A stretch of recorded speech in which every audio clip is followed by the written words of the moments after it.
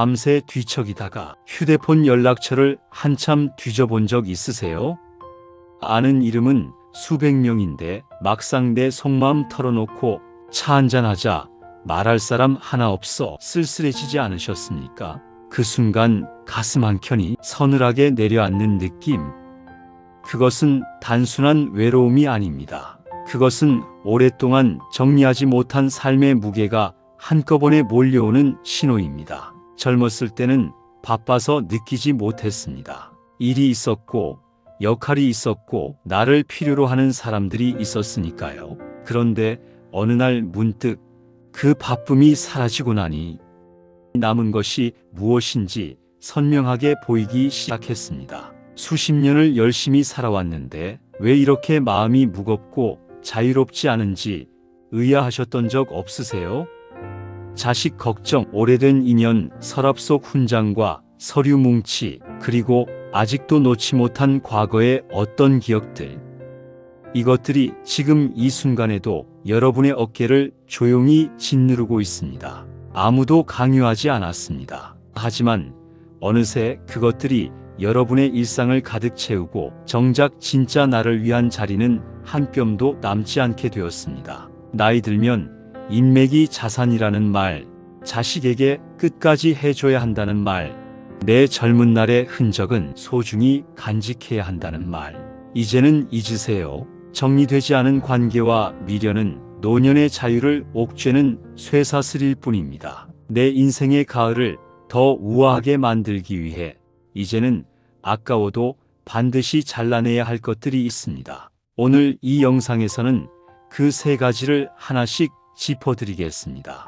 끝까지 보시면 오늘 잠자리에 들기 전 분명히 달라진 무언가를 느끼게 되실 겁니다. 첫 번째입니다. 의무로 만나는 인맥을 이제는 청산하세요. 살면서 쌓아온 인연이 어디 한둘입니까? 직장 동료, 오래된 지인, 고향 친구, 이런저런 모임의 얼굴들. 그 이름 하나하나에 추억이 있고 정이 있었습니다. 처음 만났을 때 설렘도 있었고 함께 웃고 울었던 순간들도 있었습니다. 그런데 지금은 어떻습니까? 지금 솔직하게 자신에게 물어보세요. 그 사람들과의 만남이 기다려지십니까? 아니면 부담스러우십니까? 전화 한 통을 받을 때 반갑습니까? 아니면 무슨 부탁인가 하고 걱정이 먼저 드십니까?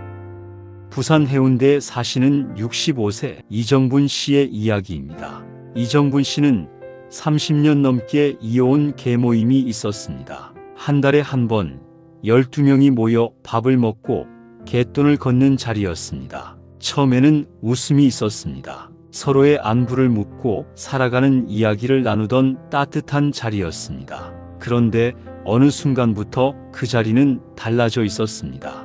누구 아들이 어느 회사 다니는지, 누구 며느리가 어떻다는지, 누구는 아파트를 몇 채 가졌다는지 비교와 자랑이 가득한 자리로 변해버린 겁니다. 모임이 있는 날 아침이면 머리가 아팠습니다. 억지로 차려입고 나가서 2시간을 버티고 돌아오는 버스 안에서는 왜 그렇게 허탈한지 모르겠다고 했습니다. 저녁 내내 기운이 없었습니다. 그래도 30년 정이 있는데 빠지면 섭섭하게 생각하지 않을까 싶어 꾹 참고 나갔습니다. 그러던 어느 날 이정분 씨는 결심했습니다. 조용히 연락을 줄였고 다음 달 모임에 몸이 좋지 않다고 전했습니다. 그 다음 달도 그 다음 달도 처음 한 달은 불안했습니다. 누군가 서운하게 생각하지 않을까, 뒤에서 뭐라고 하지 않을까. 그런데 2달이 지나자 오히려 마음이 가볍고 아침이 상쾌했습니다. 이정분 씨는 그제야 깨달았습니다. 자신이 잃은 것은 의무였고 얻은 것은 자유였다고. 경조사 때문에 마지못해 나가는 모임, 만나고 나면 기운만 빠지는 사람들과의 자리, 그 자리에서 돌아오는 길이 왜 그렇게 허탈하고 피곤했는지 이제는 이유를 아시겠지 않습니까? 관계에도 유통기한이 있습니다. 젊은 시절의 관계가 노년에도 똑같은 의미를 가질 수는 없습니다. 사람은 변하고 상황은 변하고 서로에게 필요한 것도 변합니다. 그 변화를 인정하지 않고 과거의 관계를 억지로 붙잡는 것, 그것이 바로 여러분을 지치게 만드는 원인입니다. 70세 이후의 시간은 금보다 귀합니다. 나를 존중하지 않는 사람에게 내 귀한 시간을 상납하지 마세요. 함께 있어도 마음이 다치는 사람, 내 말보다 자기 자랑이 먼저인 사람, 만날 때마다 비교하고 깎아내리는 사람, 그 관계를 붙잡고 있는 것은 정이 아닙니다. 습관입니다. 그리고 그 습관이 지금 여러분의 노년을 소리 없이 갉아먹고 있습니다. 인맥의 숫자를 줄이고 진심으로 웃을 수 있는 단 한 사람에게 집중하는 것이 노년의 진정한 풍요입니다. 100명의 지인보다 1명의 진심이 낫습니다. 오늘 당장 휴대폰 연락처를 열어보세요. 이름만 봐도 한숨이 나오는 사람이 있다면 그것이 바로 정리해야 할 관계입니다. 그 관계를 끊는 것은 냉정한 것이 아닙니다. 나 자신을 지키는 용기입니다. 인간관계를 정리하는 순간 비워진 그 자리로 비로소 진짜 평온함이 들어옵니다. 연락처를 삭제하는 것이 너무 심하다 싶으시면 그냥 먼저 연락하지 않는 것부터 시작하세요. 억지로 이어온 관계는 끊어져도 삶이 무너지지 않습니다. 오히려 더 가벼워집니다. 두 번째입니다. 자식의 몫까지 짊어진 경제적 부담을 이제는 내려놓으세요. 부모니까 끝까지 해줘야지 라는 그 마음은 아름답습니다. 그 마음이 얼마나 깊고 진한 것인지 자식을 키워본 분이라면 누구나 압니다. 하지만 그 아름다운 마음이 때로는 자식에게도 여러분에게도 비극이 된다는 사실을 이제는 직면하셔야 합니다. 대전 유성구에 사시는 70세 박한수 씨의 이야기입니다. 박한수 씨는 평생 공무원으로 성실하게 일하며 퇴직금과 연금으로 노후를 꼼꼼하게 준비해 두었습니다. 그런데 40이 넘은 아들이 치킨 프랜차이즈 창업을 하겠다며 손을 내밀었습니다. 사업 계획서를 보여주며 잘 될 거라 했습니다. 상권 분석도 했고 이미 자리도 봐두었다고 했습니다. 박한수 씨는 망설였습니다. 하지만 자식이 힘들게 부탁하는데 어떻게 매몰차게 거절하겠냐며 결국 노후자금 중 5천만 원을 건넸습니다.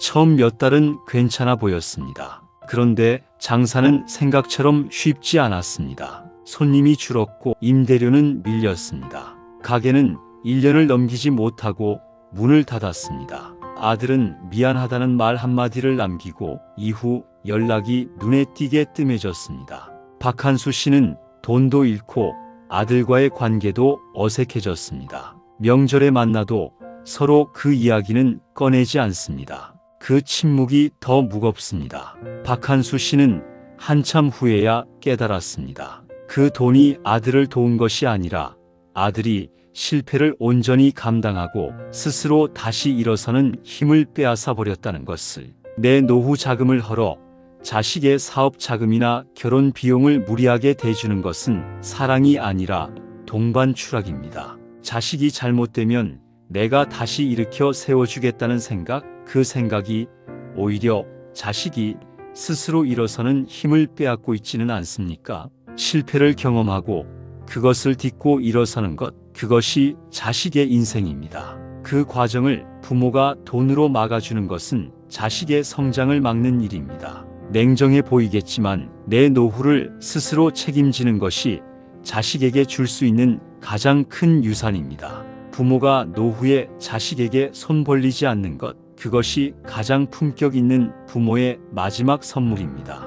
여러분이 경제적으로 흔들리지 않고 자신의 삶을 당당하게 살아가는 모습, 그것이 자식에게는 어떤 말보다 강력한 교육입니다. 경제적 경계선을 긋는 순간 비로소 부모와 자식 사이에 진정한 존중이 시작됩니다.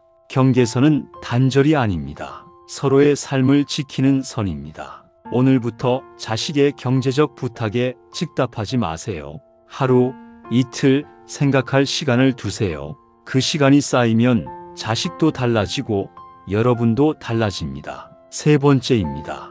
과거의 영광이 담긴 낡은 짐들을 이제는 보내세요. 한때 잘 나갔던 시절의 훈장, 상장, 명함, 업무 서류들. 서랍을 열면 거기 있고 짐 정리를 하다 보면 또 나옵니다. 버리려다가 멈칫하지 않으셨습니까?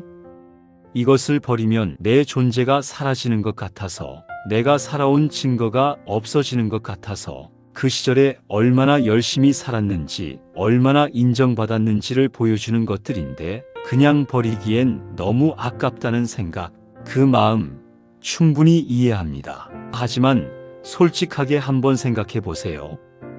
그 상장들을 마지막으로 꺼내 본 것이 언제입니까? 그 훈장을 누군가에게 보여준 것이 언제입니까? 아마 기억도 잘 나지 않으실 겁니다. 그 상장은 과거에 당신이 받은 것입니다. 지금의 당신은 그것 없이도 충분합니다. 과거에 머물러 있는 사람은 결코 오늘을 행복하게 살 수 없습니다. 어제의 영광은 기념비가 아니라 오늘의 발목을 잡는 닻이 될 수 있습니다. 과거에 내가 받은 인정에 지금의 내가 기대고 있다면 그것은 오늘을 사는 힘이 아니라 오늘을 피하는 방패가 된 것입니다. 기록은 사진 한 장으로 남기고 실물은 비우세요. 공간이 비워져야 새로운 취미가 들어오고 어제의 나를 버려야 비로소 오늘을 살아가는 새로운 내가 보입니다. 물건을 버리는 것은 기억을 지우는 것이 아닙니다. 그 기억은 이미 여러분의 몸 안에, 표정 안에, 살아온 방식 안에 새겨져 있습니다. 상장 한 장이 없어도 여러분이 그 시절을 치열하게 살았다는 사실은 사라지지 않습니다. 오히려 그 짐을 내려놓았을 때 더 선명하게 그 시절이 가슴 깊이 떠오르는 경험을 하게 됩니다. 지금 사는 공간을 한번 둘러보세요. 5년째 열어보지 않은 서랍, 10년째 건드리지 않은 상자가 있지 않습니까? 거기서 딱 하나만 꺼내보세요. 그리고 스스로에게 물어보세요. 지금의 나에게 이것이 필요한가? 아니면 과거의 내가 아직도 붙잡고 있는 것인가? 그 질문에 솔직하게 답하는 순간 비움은 이미 시작된 겁니다. 지금까지 세 가지를 이야기했습니다. 의무로 이어온 무거운 인간관계, 자식에게 올인하는 맹목적인 경제적 지원, 그리고 과거의 영광에 집착하는 낡은 물건들. 이 세 가지의 공통점이 무엇인지 아세요? 모두 여러분이 스스로 만든 무게라는 겁니다. 누가 억지로 지우지 않았습니다.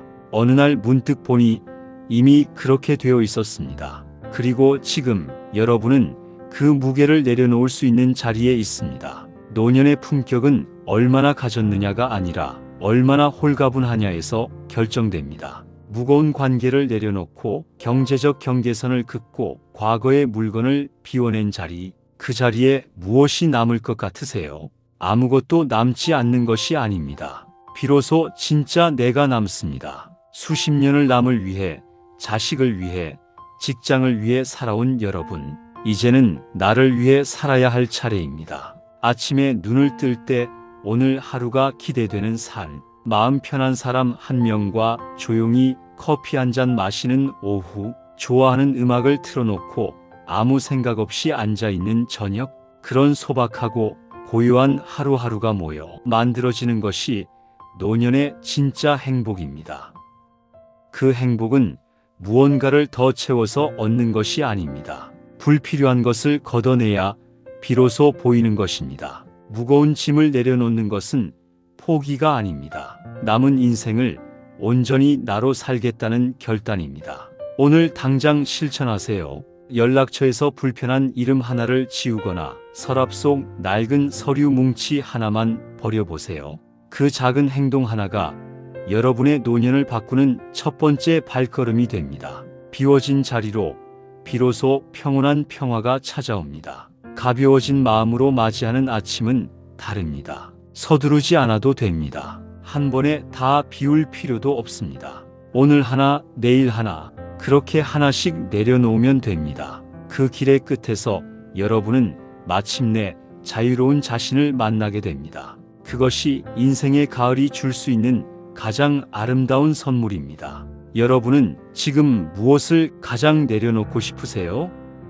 혹시 아직도 마음 한구석을 무겁게 짓누르는 미련이 있다면 댓글로 털어놓아 주세요. 비우고 싶은 마음을 글로 쓰는 것만으로도 정리는 시작됩니다. 댓글에 적어주신 그 한 문장이 같은 마음을 가진 누군가에게 큰 위로가 될 수 있습니다. 오늘 영상이 도움이 되셨다면 좋아요와 구독 버튼을 눌러주세요. 그리고 주변에 이 이야기가 필요한 분이 계시다면 공유 버튼으로 함께 나눠주세요. 현자철 학당은 앞으로도 여러분의 홀가분한 인생 이막을 한결같이 응원하겠습니다. 감사합니다.